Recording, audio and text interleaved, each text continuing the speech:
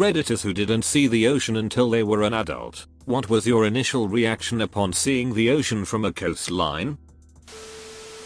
The first time I ever saw the ocean was from the roof of my aunt's house in Acapulco. She lived about 4 blocks from the beach.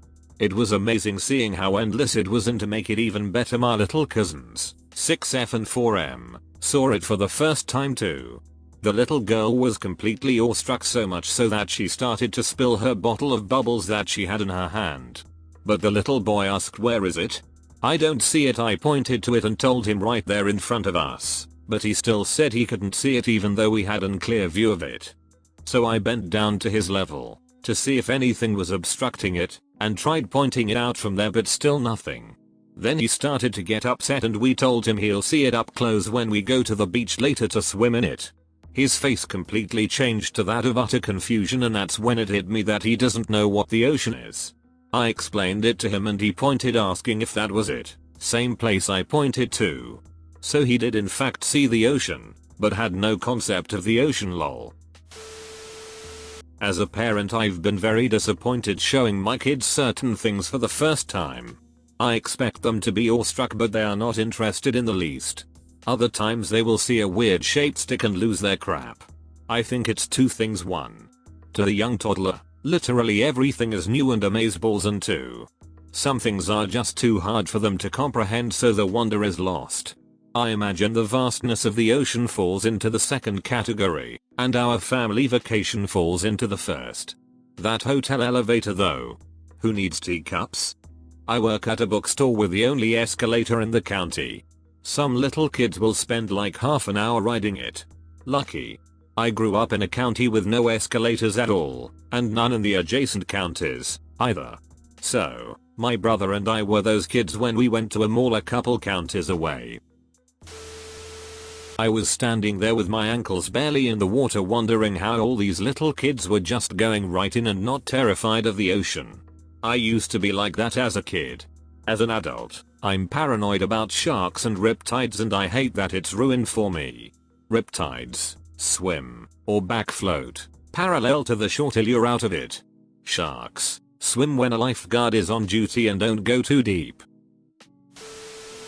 I grew up in the northern United States and moved to Florida once I graduated high school. I still remember the first time I saw the Atlantic. It was absolutely beautiful and I just had to try the ocean water. Is it really salty? Yes, it is. I won't do that again, either. But at least I know. Even though it is extremely salty, it's only actually 3% salt. Edit, this is an average figure. 3% salt is actually quite a bit of salt if you think about it. Take 97 spoonfuls of water, and then add 3 spoonfuls of salt. You'll realize what I mean. I was in the United States Coast Guard on a cutter in the Pacific. I remember doing rounds of the deck in a storm and found our newest boot blowing chunks over the side. I made him put on a life jacket and fetched him a sleeve of crackers and a bottle of water. I asked him if he always gets seasick and he told me, "I dunno, this is my first time on a boat." Served with him for 2 years. He's now a Master Chief Bosun's mate in charge of his own cutter. It always amazed me that he joined with no idea with what he was getting into.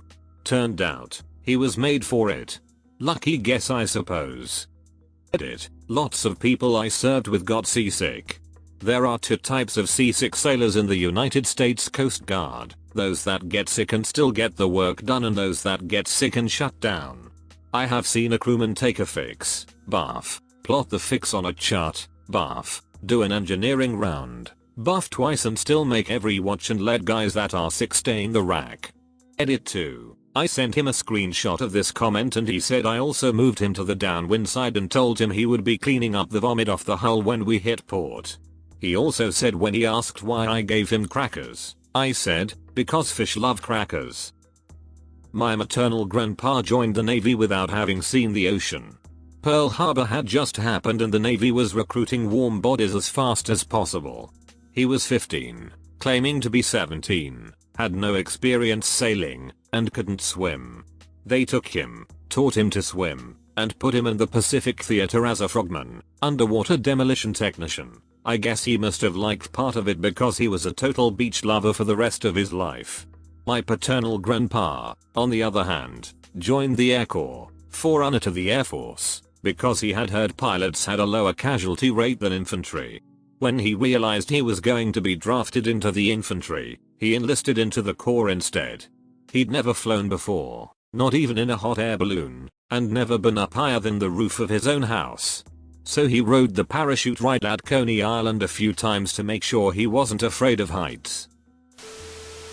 Reading this kinda makes me realize how much I've taken the ocean for granted. I've lived in a few different cities in my life, but they've all been next to the ocean. Still haven't been able to see snow though. That should be fascinating. Seeing snow falling is magical. It's always so quiet, immaculate. So are the few hours after it fell. But quickly it becomes dirty and annoying if you live in a city. That's how you can tell where Canadians live. If they love snow and winter, they probably live in more rural areas and or have been for a while. If they hate it with a burning passion, that there is a city boy, born and raised. Source: am from Montreal. My only friend who likes snow has a cabin in the woods. I was born in a beach town but moved to the Midwest when I was little. Didn't get to go back to visit until I was in my mid-20s. Watching 10-foot waves pound the shore was the only experience I could ever honestly describe as awe-inspiring. I'd completely forgotten what it was all like. You should visit some huge mountains or one of the world wonders then. Same kind of feeling climbing mountains in China and standing in front of the pyramids in Egypt.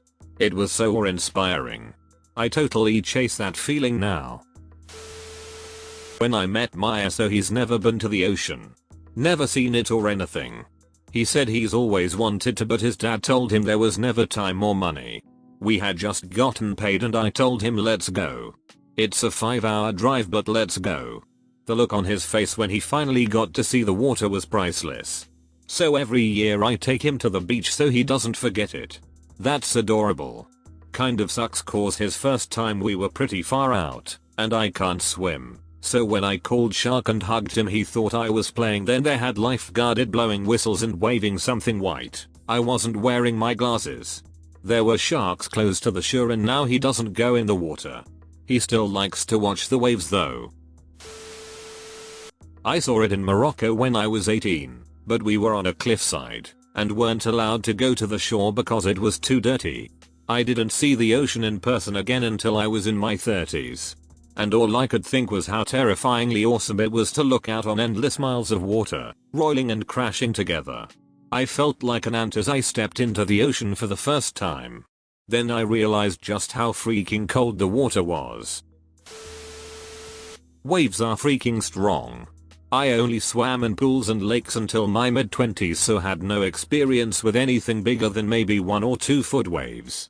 I went to the Pacific coast all excited to swim in the ocean and started to walk in when I got hit with a 6-foot wave. It was like I was punched by a heavyweight boxer. And then, as I tried to recover dazed, another one hit me and then another. I staggered back to shore and reassessed my life on land. Watching people experience real waves for the first time is so entertaining to me. It's like people don't know how to walk. Especially when you grow up at the beach and know that you gotta jump into the waves. I grew up on Lake Erie and at 21 I moved to Oklahoma when I married some random internet dude I'd met like twice. Don't recommend it, but it worked out really well for us.